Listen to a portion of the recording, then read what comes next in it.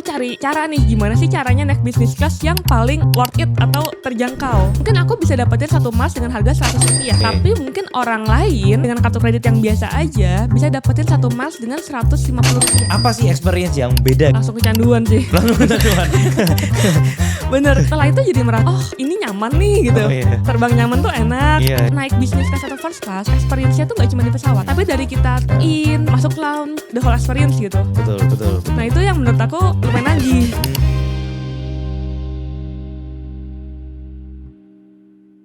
Hari ini kita akan belajar tentang miles. Kebetulan aku tuh udah pakai miles tuh sekitar dari 4 tahun yang lalu. Dan kurang lebih dari 4 tahun yang lalu tuh sama sekali belum pernah klaim sekalipun tentang rewards dari milesnya aku sendiri. Hari ini aku sekaligus mau belajar juga. Kita kedatangan salah satu tamu yang sudah punya 50 kartu kredit dari 10 bank yang berbeda-beda. Kenalin, ini adalah Givel Harsono. Halo Mbak Givel. Halo, thank you lo udah diundang ke sini. Iya. Nah Givel, ini boleh cerita gak sih biar teman-teman tuh juga tahu dan aku sendiri pun juga penasaran sebenarnya. Apa gunanya punya 50 kartu kredit sedangkan aku setiap kali ditawarin kartu kredit selalu ditolak? Sebenarnya kenapa aku punya banyak kartu kredit itu karena benefitnya beda-beda. Dan kadang bank itu ngasih kita promo atau bakar duit di awal, setelah itu kan benefitnya hilang. Oke. Makanya kita apply kartu baru yang lagi hit, seperti Oke. itulah. Nah sebenarnya mungkin kalau misalkan diceritain dulu, Ya. Givel ini kan sudah punya 50 kartu kredit, terus sudah pakai, udah ngajarin juga, udah expertise lah di dunia miles ini. Sebenarnya fundamental dari milesnya sendiri itu apa sih? Jadi buat teman-teman yang masih awam banget, Iya. miles itu sebenarnya kayak mata uang uang yang kita pakai untuk jadi alat tukar yang bisa kita pakai untuk penerbangan di maskapai tersebut. Iya. Jadi contohnya kita sebut miles. Jadi kayak Jakarta ke Singapura, ini anggap aja contoh ya, butuh 10.000 miles. Itu ibaratnya kayak 10.000 mata uangnya nih. Buat kita bisa redeem ke Singapura. Tapi kalau kita mau rute-rute lain seperti ke Jepang, itu pasti lebih banyak, bisa 40 sampai 50.000. Kalau kita mau ke Amerika bisa 100.000. Jadi sebenarnya itu kayak ya bisa dibilang alat tukar lah ya. Nah sistemnya itu sebenarnya gampangnya itu seperti rewards, kayak kalau beli Starbucks ada Starbucks rewards, Iya. MAP ada voucher, ada MAP koin, seperti itulah. Sebenarnya lebih ke arah cashback ya sebenarnya. Cashback, betul. Cashback dalam bentuk mata uang tertentu gitu. Bukan Iya. mata uang ya, dalam bentuk alat tukar tertentu lah. Awalnya tuh seperti apa? Kenapa masuk di dunia miles kayak gini? Dan ini tuh hanya untuk orang kaya atau gimana sih sebenarnya untuk pakai miles ini? Oke, jadi awalnya itu aku suka banget traveling dari umur belasan, dari zaman kuliah, dan selalu naiknya tuh low cost. Oke. AirAsia lah. Oh sama, Nah, saya sampai sekarang juga masih. Iya. Lion. Sesekali tuh mulai nyobain full service, nyobain Oh. Garuda, SQ. Oke. Nah, itu kan setiap kali kita masuk ke ekonomi kan kita lewatin lorong bisnis kelas ya.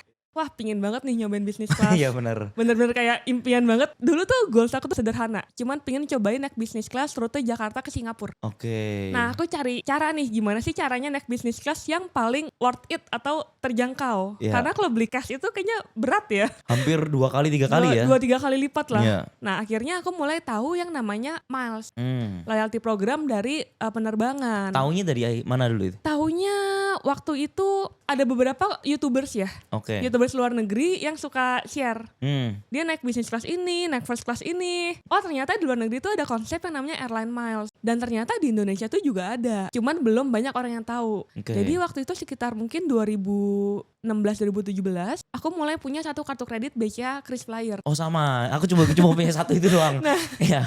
itu kan udah paling gampang ya, kita terpaparnya juga cepat karena BCA, Iya. bank besar, lalu juga Singapore Airlines, Iya. aliansinya juga besar gitu. Nah aku apply kartu itu, di situ aku mulai tahu, oh ada toh yang namanya miles yang bisa kita dapetin dari kita belanja di kartu kredit. Oke. Nah cuman waktu itu ternyata pas aku ulik banyak kartu-kartu lain dari bank lain yang kasih reward lebih bagus. Mm-mm. Tapi marketingnya belum begitu jalan lah. Hmm. Nah di situ aku mulai tertarik banget sama dunia miles. Oke. Gitu. Oh ternyata kita belanja apapun bisa jadi miles nih. Sayang banget kan kalau kita belanja pakai kartu debit, belanja 10 juta nggak dapat apa-apa. Betul. Tapi kalau kita pakai kartu kredit, kita kumpulin sedikit-sedikit kan bisa jadi poin dan bisa kita tukerin nanti ke tiket pesawat. Oke. Gitu sih. Mulai dari pembuatan miles, reward pertama kali yang kamu tuker tuh apa? Jadi pas aku mulai ngumpulin, dulu tuh ngumpulin agak susah ya.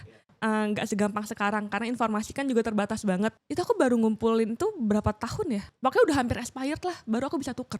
Dan waktu itu aku ketolong sama COVID. Jadi aku ngumpulin udah dari 2016-2017, tapi baru tuker itu di 2020. Oh, itu expired? Nah, karena pas COVID kita diperpanjang tuh expirednya. Jadi lumayan dapat 1-2 tahun tambahan lah, aku agak lupa berapa. Nah, aku tuker pertama kali itu yang tadinya cuman mau cobain Jakarta ke Singapura business class, aku nuker langsung ke India buat nyobain suits classnya, yang pesawat besar yang kalau kamu lihat ada ranjang, yang WC-nya gede banget. Jadi aku sengaja tuker ke sana mau nyobain pesawatnya, bukan buat tujuannya. Wow. Dan rute yang paling gampang kita tuker untuk nyobain suits class itu tuh India waktu itu. Cuma 58.000 miles.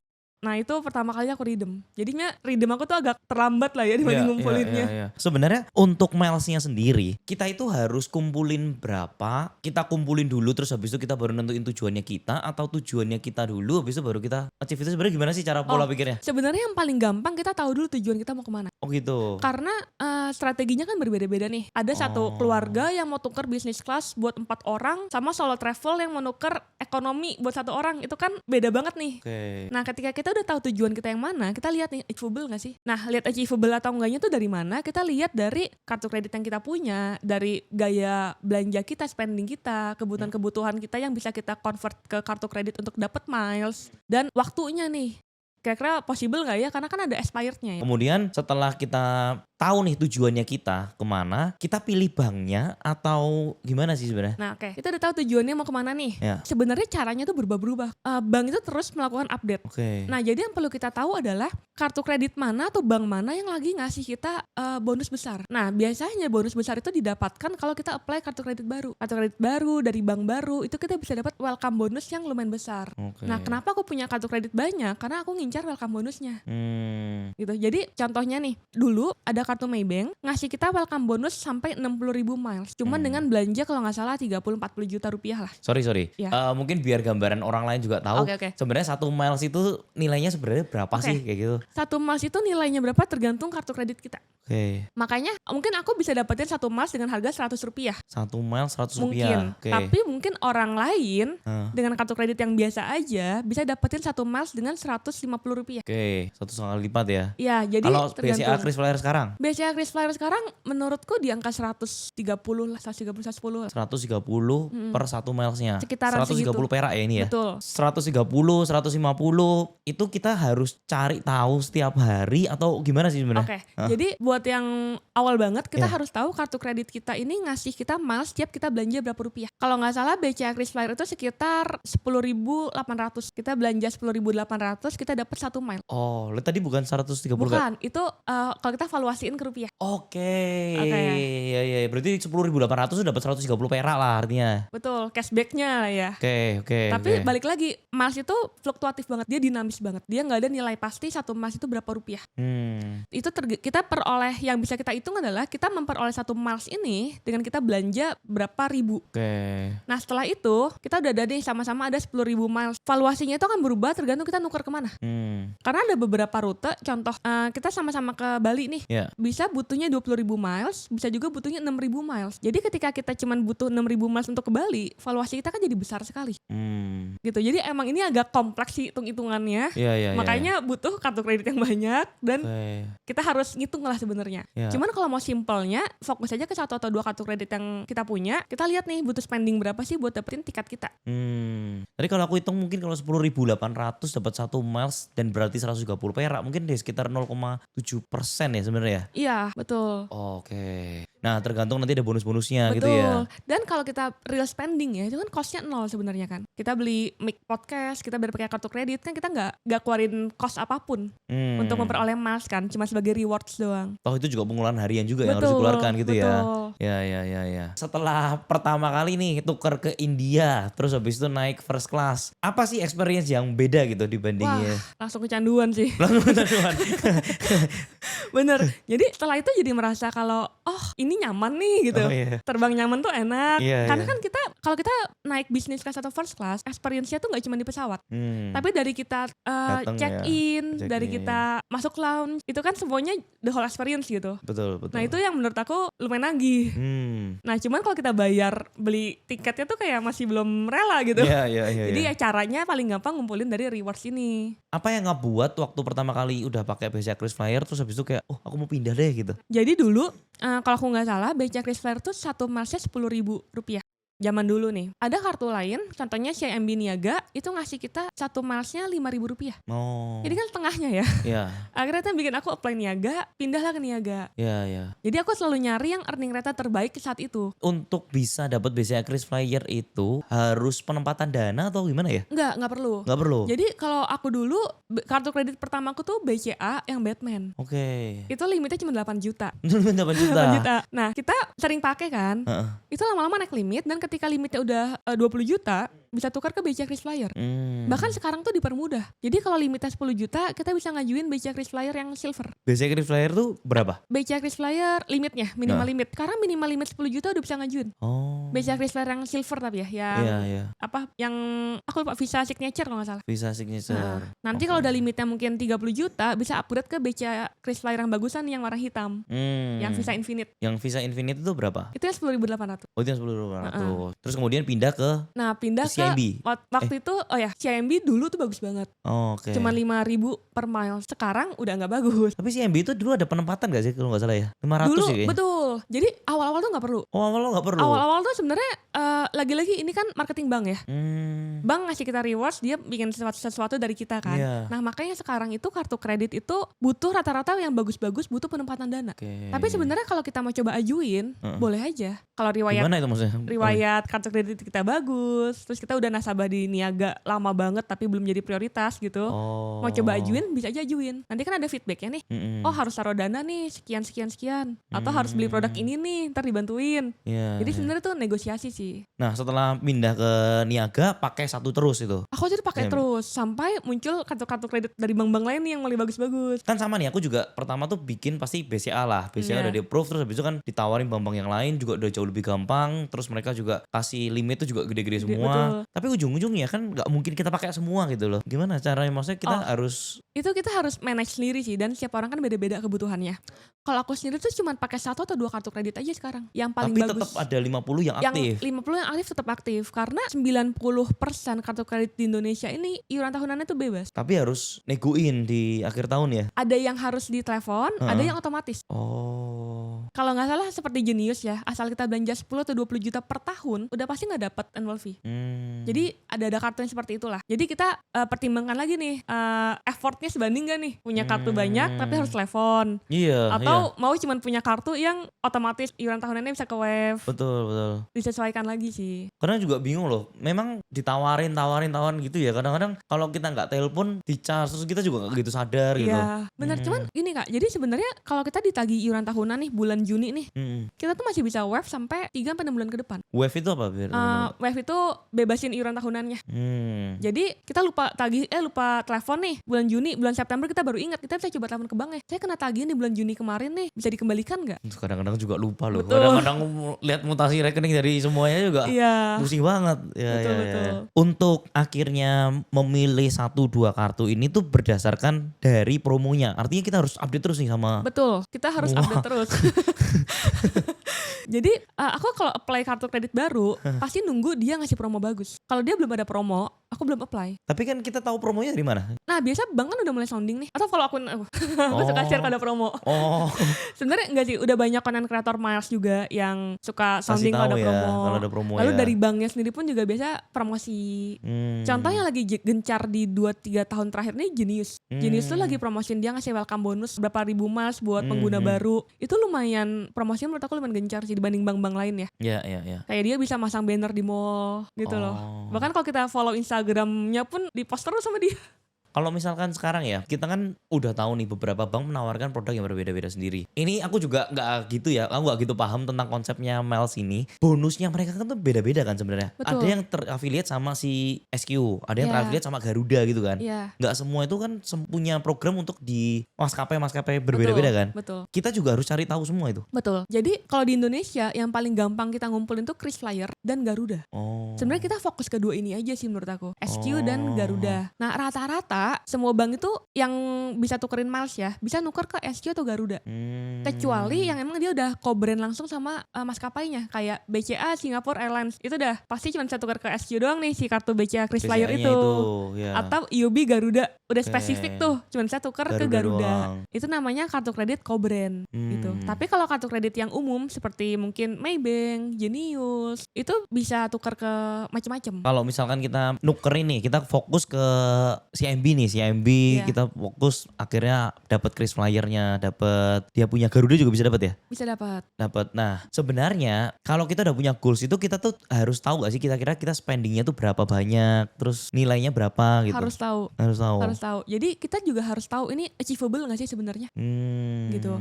Sebagai contoh kita biar gampang hitungnya aja ya, kita Iya. pakai kartu kredit yang kita belanja 10.000 dapat 1 mile. Oke.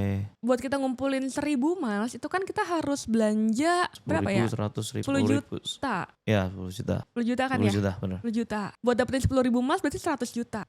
Buat dapetin 10.000 miles belanja 100 juta itu kan kita baru bisa tukar paling domestik ke Bali. Oh, itu baru bisa dapet domestik ke Bali. Iya, 10 ribu tuh ke Bali lah. Ke Bali lah bisa. Oke, itu naik yang Ini pun juga sebenarnya agak advance sih Kak. Jadi banyak triknya. oke. Normalnya ke Bali itu butuhnya mungkin belasan ribu sebenarnya. Kalau kita tuker pakai Garuda. Garuda mungkin belasan ribu, tapi kadang-kadang tuh banyak promo-promo lain. Jadi contoh kita udah ada poin bank nih, bank OCBC lah. Kita ada 10.000 poin OCBC yang ekuivalen sama 10.000 Garuda Miles. Biar gampang ya, ini Iya. hitungannya nggak benar gitu.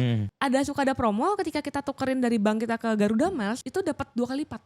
Oh. Jadi yang tadinya kita harusnya cuma dapat 10.000 miles, kita bisa dapat 20.000 miles. Oh, karena dia Karena dia lagi ada promo program. Itu ada program yang menarik pertama gitu kan. Program yang menarik kedua nih, ketika kita mau tuker ke tiket pesawatnya, pas lagi ada promo diskon 30%. Oke. Yang tadinya anggap butuh 20.000, diskon 30%.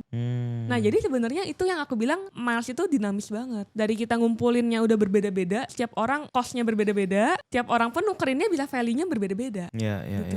Sekarang kalau misalkan untuk kartu kredit sendiri ya, itu dipakai setiap pengeluaran itu kita fokusnya ke kartu kreditnya atau gimana sebenarnya? Betul. Kalau aku fokusin semua pengeluaran ke kartu kredit. Bahkan kayak beli bensin, beli pulsa, bayar listrik, Ke kartu kredit pakai semua. kartu kredit semua. Beli barang-barang, semua pakai kartu kredit sih. Kan sekarang kan ada yang beberapa yang bisa dijadiin poin, ada yang enggak ya sekarang ya? Betul. Udah banyak perubahan ya sekarang ya? Nah, betul. Karena Peraturannya apa ya sekarang? jadi karena sekarang orang banyak yang melek tentang kartu kredit, mereka tuh ngasih rewardsnya udah nggak seroyal dulu. Oke. Mulailah dibatasin. Contoh kayak bayar listrik aja nih, udah banyak bank yang nggak ngasih poin untuk bayar listrik. Karena bayangin aja Kak, kalau ada orang punya pabrik listriknya Ya. ratusan juta sebulan, itu kan dapetin miles gampang banget Betul. gitu. Ads juga nggak bisa kan ya? Ads ada yang bisa ada yang enggak. Ads ada yang bisa ada yang enggak? Betul. Ads tuh benar ads juga sih. Kenapa ada yang bisa ada yang enggak? Jadi kalau pengusaha kan banyak banget ya ngeluarin budget ads kan. Itu kan dapetin mas banyak banget kan. Nah udah ada beberapa bank yang ngebatasin kalau untuk iklan ads nggak bisa dapat miles lagi. Seingat aku kayak OCBC udah nggak bisa. Oh, BCA bisa? Biasanya masih bisa harusnya. BCA masih bisa. Jadi buat ads itu pembatasannya belum sebanyak kayak kita bayar listrik. Kalau listrik tuh kayak udah hampir semua bank ngebatasin, kita nggak dapat poin. Listrik aja ya? Listrik aja. Listrik, bensin, bayar uang sekolah, apalagi ya, wifi. Itu udah ada beberapa bank yang masukin di klausulnya tuh. Tidak mendapat poin untuk transaksi utilities gitu. Iya. Tapi kalau transaksi retail seperti beli kamera, beli laptop itu sih hampir semua bank masih dapat. Sebenarnya kan kalau aku banyak, teman-teman juga pasti banyak lah ya, apalagi yang di industri properti itu kan pembelian material segala macam gitu kan. Kalau kita minta semen apa segala macam terus kita pakai kartu kredit, biasa tokonya nggak mau karena kan dia kena charge kan. Betul. Dibebankan ke kita. Betul. Nah kalau dibebankan ke kita tuh sebenarnya nggak worth it ya. Berapa 2%. 2%? 2% masih boleh sih menurut aku. Bukannya kita convertnya itu cuma 0,1% ya? Betul, kita kan kalau hitung secara valuasi cuma 0, sekian persen kan. Tapi kalau kita tukar ke first class atau ke business class, itu valuasinya jadi nambah banget. Jadi sebagai contoh kalau kita mau bayar supplier lah ya, atau bayar semen pakai kena fee 2%, emang ada cost yang kita harus bayar. Tapi costnya tuh masih murah kalau kita mau tukar ke business atau first class. Jadi hitungannya tiket business class yang biasa kita beli cash itu harus 40 juta, mungkin kita bisa bayar cuma dengan harga 10 juta. Pakai fee 2% itu. Tapi kalau kita tukarnya ke ekonomi, menurutku agak kurang worth sih. Kurang worth it. Sekarang dari Givel sendiri lebih sering pakai ekonomi atau semua dihantamnya ke business class atau first class gitu? Tergantung. Jadi juga. Aku sendiri kalau lebih fokusin ke business class atau first class. Karena tadi valuasinya berkali-kali lipat. Dan kita berkali-kali lipat contohnya gimana sih? Contohnya gini, anggapnya kalau kita naik ekonomi, paling satu emas kita dihargain Rp120 lah. Kita contoh. Tapi kalau kita naik first class, satu emas kita tuh harganya setara dengan Rp400. Wow. Itu kan 3 kali 4 kali lipat kan? Itu sih menurut aku. Jadi itu yang menurut aku kalau tukar ke bisnis atau first class lebih worth it. Tapi tukar ke ekonomi juga gak salah. Kita sesuaikan lagi sama kebutuhan. Contoh aku udah cash waktu konser Coldplay di Singapura. Itu tiket ekonomi kalau kita bayar cash udah naik banget. One way itu bisa 8 juta, 10 juta. Tapi tukar miles waktu itu cuman 7.500 kalau gak salah. Kayak cuman, jadi menurut aku lebih worth tukar pakai miles nih walaupun ke ekonomi dibanding beli cash yang lagi tinggi-tingginya banget waktu itu. Jadi sebenarnya fundamentalnya adalah kita bandingkan nih dengan kita tukar pakai miles versus kita bayar cash rupiah. Bedanya berapa jauh sih? Oke, terus habis itu kalau misalkan sekarang nih, untuk sekarang yang paling bagus itu bank apa untuk kita achieve miles yang paling bagus? Achieve mile, menurut aku Mandiri masih bagus sih, Mandiri prioritas. Mandiri prioritas. Itu 6.600-an per mile, Mandiri. Berarti Givel ini kaya sekali ya, uangnya taruh di semua prioritas gitu ya? Enggak lah. Gitu. Iya. Itu untuk penempatan dana berapa? 1M di Mandiri itu ya? Di Mandiri. Itu yang paling, menurut aku paling murah earning rate-nya sekarang ya. Penempatan dana itu bisa deposito, bisa obligasi, bisa kan apa bisa. Ya? Bahkan kalau di Mandiri itu yang orang-orang suka, itu bisa taruh di sekuritas sahamnya. Bank lain tuh kayaknya gak bisa deh taruh saham dijadikan AUM. Nanti pelan-pelan kita baru dapetin benefit-benefit lain. Karena buat pemula banget, bukan berarti karena gak bisa ngumpulin miles, kartu kredit itu jadi gak ada benefitnya.